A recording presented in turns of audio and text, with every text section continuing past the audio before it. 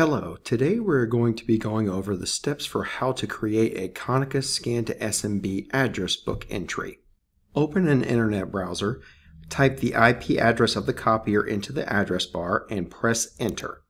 Select Store Address, Address Book, search from Function, SMB, then Go. Select New Registration, search from Function, then SMB. Before proceeding, you will need the information below: the host name or IP address of the PC where the folder is located, the shared folder's name, then finally a username and password that has admin rights to the PC.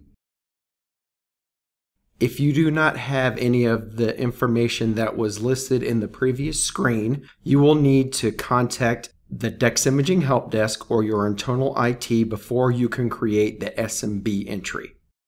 Type in the name of the user whose folder information is being entered, then scroll down. Check the box next to Main, the box next to Please check to enter host name, then enter the host name or, if needed, the IP address, the file path, and lastly, the admin username and password.